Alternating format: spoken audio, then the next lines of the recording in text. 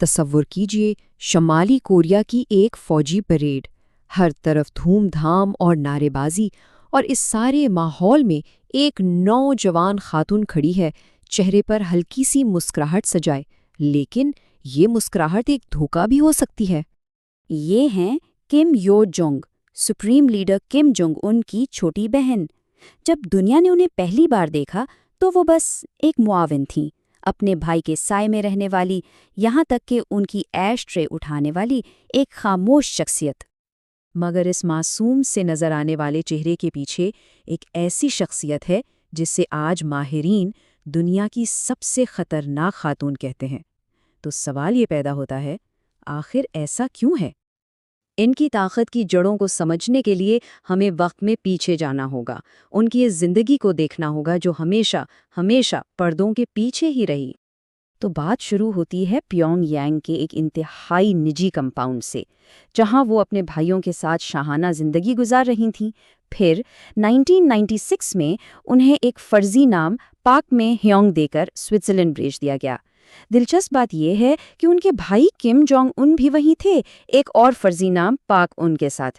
دیکھنے میں تو وہ ایک عام سے اپارٹمنٹ میں رہتے تھے، لیکن حقیقت میں شمالی کوریا کے اہلکار اور باڈی گارڈز 24 گھنٹے ان کی نگرانی کرتے تھے، یعنی ان کے پیچھے پوری کی پوری ریاستی مشینری لگی ہوئی تھی۔ پھر آیا سال 2011۔ اپنے والد کے جنازے پر وہ پہلی بار دنیا کے سامنے آئیں، اور یہیں سے شمالی کوریا کی حکومت میں ان کے منظم اور انتہائی سوچے سمجھے سفر کا آغاز ہوا۔ دیکھیں، ان کا عروج کوئی اتفاق نہیں تھا، بلکہ ایک پوری منصوبہ بندی تھی۔ وہ خاموشی سے ایک کلیدی عہدے سے دوسرے پر پہنچتی گئیں اور اپنی طاقت کو مضبوط کرتی گئیں۔ خاص طور پر پروپیگنڈا ڈپارٹمنٹ کی نائب سربراہ بن کر انہوں نے کمال کر دکھایا۔ ان کا کام تھا اپنے بھائی کی شخصیت کو اپنے دادا یعنی شمالی کوریا کے بانی کم il سنگ جیسا دکھانا، اور یہ کوئی معمولی عہدہ نہیں ہے۔ شمالی کوریا جیسی جگہ پر یہی وہ شعبہ ہے جو عوام کے ذہنوں کو کنٹرول کرتا ہے۔ اور پھر 2017 میں ایک بہت بڑا موڑ آیا۔ امریکی ٹریجری نے انہیں پابندیوں کی فہرست میں شامل کر لیا، یعنی اب عالمی سطح پر انہیں بھی حکومت کے مظالم کے لیے اتنا ہی ذمہ دار مانا جانے لگا جتنا ان کے بھائی کو۔ کچھ تجزیہ کار تو یہاں تک کہتے ہیں کہ اس وقت تک وہ شاید شمالی کوریا میں سپریم لیڈر سے بھی زیادہ طاقتور ہو چکی تھیں۔ لیکن پھر کہانی نے ایک اور پلٹا کھایا۔ ایک سیاسی ناکامی کے بعد انہوں نے ایسی واپسی کی جس نے سب کو حیران کر دیا۔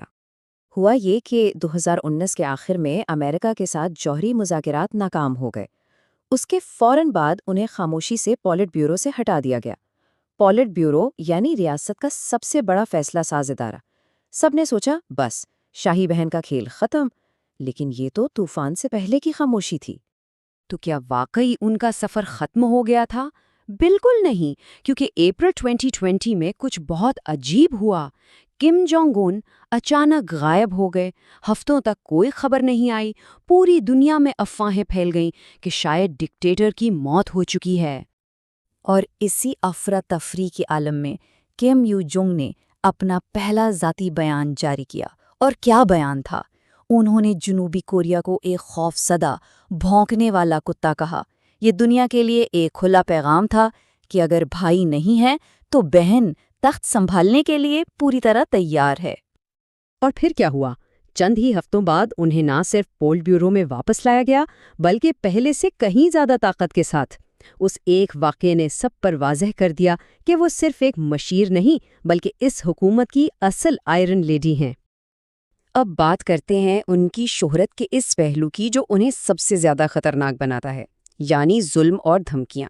کیونکہ شمالی کوریا میں اقتدار کا راستہ بربریت سے ہو کر گزرتا ہے، اور کم یو جونگ اس خونی کھیل کی ایک ماہر کھلاڑی ہیں۔ ان کا ریکارڈ واقعی خوفناک ہے۔ کہا جاتا ہے کہ 2013 میں اپنے ہی چچا جانگ سونگ تھیک کی پھانسی کے پیچھے ان کا ہاتھ تھا۔ پھر 2017 میں اپنے سوتیلے بھائی کم جونگ نام کا قتل، اس کے تانے بانے بھی انہی سے جڑے جاتے ہیں۔ یہاں تک کہ معمولی سی گستاخی پر حکام کو سزائے موت دینا، یہ 2020 میں دونوں کوریا کے درمیان قائم رابطہ دفتر کو دھماکے سے اڑا دینا، اور جو لوگ ملک چھوڑ کر بھاگتے ہیں انہیں تو وہ کھلے عام غلیظ مخلوق کہتی ہیں۔ اور ان کا غصہ صرف اندرونی دشمنوں کے لیے نہیں ہے، انہوں نے امریکی صدر کو مستقبل کے بغیر بوڑھا آدمی کہا اور جنوبی کوریا کے صدر کو امریکہ کا بھوکا کتا۔ ان کی زبان اتنی سخت اور غیر سفارتی ہے کہ اکثر وہ اپنے بھائی سے بھی 2 قدم آگے نظر آتی ہیں۔ تو یہ سب کچھ ہمیں ایک بڑے سوال پر لا کر کھڑا کرتا ہے، کیا کم یو جونگ اگلی ڈکٹیٹر ہے؟ آج کی تاریخ میں کم یو جونگ ڈیفیکٹو نمبر 2 ہیں، یعنی عملی طور پر سپریم لیڈر کے بعد سب سے طاقتور۔ وہ ریاست کی سب سے بڑی فیصلہ ساز کمیشن کی رکن ہیں۔ بہت سے لوگ انہیں شریک خاتون ڈکٹیٹر بھی کہتے ہیں۔ اب وہ حکومت کی سرکاری آواز بن چکی ہیں۔ وہ بیانات جاری کرتی ہیں جو کبھی صرف اور صرف سپریم لیڈر دیا کرتے تھے۔ اگر تاریخ کو دیکھیں تو وہاں بھی چین کی ملکہ وو زیتیان یا یورپ کے بلڈی میرے جیسی بے رحم حکمران خواتین گزری ہیں۔ انہوں نے بھی خوف سے حکومت کی، لیکن جو چیز کم یونگ جونگ کو ان سب سے الگ اور کہیں زیادہ خطرناک بناتی ہے وہ ہیں جدید دور کے ہتھیار۔ ایک طرف ان کے ہاتھ میں نیوکلیئر بٹن ہے اور دوسری طرف ایک ایسا بند معاشرہ جہاں معلومات پر ان کا مکمل کنٹرول ہے، جہاں کوئی ان کے خلاف ایک لفظ بھی نہیں بول سکتا۔ تو سوچنے کی بات یہ ہے کہ اگر کل کو کم یونگ ان منظر سے ہٹ جاتے ہیں تو کیا دنیا اپنی پہلی ایٹمی طاقت کی مالک خاتون ڈکٹیٹر کے لیے تیار ہے؟